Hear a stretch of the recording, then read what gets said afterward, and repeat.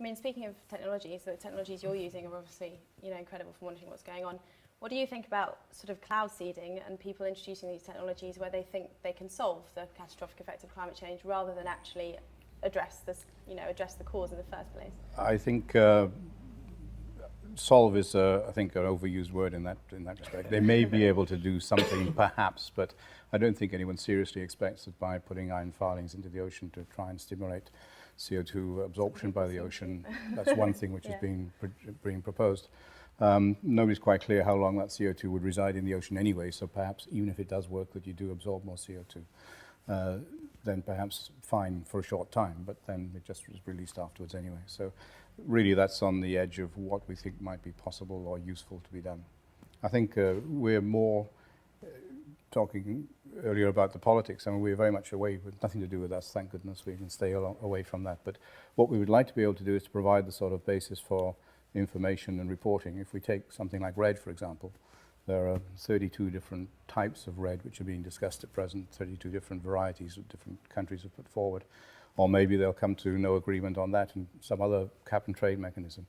Whatever it is, I would just like to say that if you, by all means, decide on whatever you like, that's your business, nothing to do with me. But how are you going to verify it? How are you going to monitor it? How are you going to validate any payments you make? If one country is going to pay hundreds of millions or billions or tens of billions of dollars, euros, pounds, whatever, to another in order to defer deforestation or prevent deforestation or so on, if I were that country, I'd like to know that my money was making a difference. So there needs to be some objective, validated, independent mechanism for assessing the state of forests worldwide. And that's something which one can provide from satellites, for example. Yeah, I mean, with RED, that was obviously not included in the Kyoto Protocol at all. So, and WWF have now said they'd like zero emissions from deforestation. Yeah. Why has it come into the Copenhagen Protocol? Why is it suddenly so? It's obviously development in the technology, but what's... It's not so much the technology. I mean, this is more of a political and a technical question. For me, personally, I would say it's because there are very few immediately detectable mechanisms and monitoring mechanisms which you can put in place. We talk about CO2 emissions as being the crux of everything. Fine, we can even measure CO2 from space. What you cannot measure is where it's coming from. That requires a better understanding of global circulation of the sources and sinks and the production of CO2. You can measure where it is now, but you don't know where it came from. So we can't base a trading system on CO2 per se in the atmosphere. So you have to look for surrogates for that. And one obvious and rather easily measured surrogate is deforestation. We know that if you chop down trees and burn them, then a certain amount of CO2 is released. That's easily calculated. So if we only take one aspect of it, that's nothing to do with transport or with man-made emissions from industrial emissions or so on. But just restricting ourselves to deforestation in this particular case, that is something which we can measure. So it's part of the problem, maybe 20%, not quite sure. Yeah, can I just put these things in context? One is we've seen a very unfortunate resurgence of climate denial in the last couple of weeks. Mm-hmm. And these kind of data are a really important part of putting that in its place. Right? I mean, you saw it in the World Meteorological Organization data released yesterday. I mean, the fact is you can map the changes in the climate over the last couple of decades, and being able to do that and being able to map the impacts is really crucial, because we just cannot afford to be confused about what's really happening. No. And the second thing is this RED question. You ask why it's important. I mean, deforestation, we now know, is 15 to 20% of global emissions, right? It's a big part of the problem. And we can, in fact, not succeed in beating this problem if we don't deal with deforestation. So finding a way to do it is crucial. And finding a way to actually know when you're successfully reducing deforestation is crucial. Mm-hmm. Going back to confidence, you need a way for Brazil, Indonesia, others to make commitments that can be verified. And that's in their interest. But it's even, I agree completely, but it's even more complicated than that. I've just been out in Kenya looking at some RED projects there, and you have to measure the size of the trees. You can't do it all from the from space. It needs actually on the ground thing. Now you can do that in certain kinds of forests without much problem. We just employ lots of people who take it. But you try doing that in, I don't know, vast hundreds of square miles of Gabon or Congo or wherever it is, and then suddenly you're into a very, very different thing, and measuring and verifying in some of the most corrupt countries in the world anyway is potentially a complete nightmare. And my fear is that it's in the interest of some people to push through a red deal or whatever, come what may, as fast as possible, because it will provide potentially a vast amount of money to help the developing countries. But that money is very dodgy, and I hate to think how it's going to be abused. Yeah. Okay, so here's a role for you. You said you've been looking for stories, huh? Now, this is a core challenge of this process, right? Is you have to come to terms with deforestation, right? So we need a red regime that will work, and it is, of course, a huge opportunity to channel resources into protection of forest, into conservation of forest, in a way that works for the communities who live there. But it's not easy. And one crucially important thing is we find a way to put a spotlight on the vagueness of some of the proposals and on what needs to happen to make it real, right? I mean, that we're clear about getting robust about these solutions. Because you're right, it's otherwise exactly. easy to get into sleight of hand. I think we often look at the problem from the wrong direction. For me, the question here is, okay, if you don't like what I'm proposing, what else are you going to do?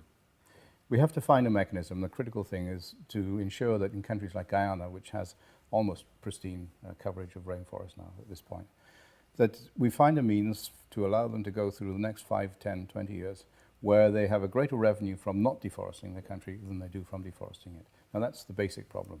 How you go about that, is up to the politicians. So whether it's RED or cap and trade or some other mechanism, I don't mind.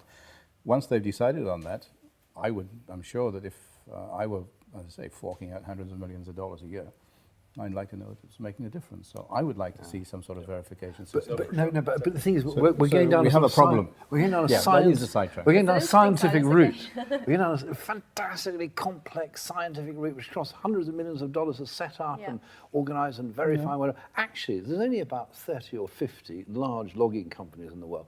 Well, just tell them to get out. Tell them to stop logging. You're the world leader. I mean, for goodness sake. I mean, put them in jail.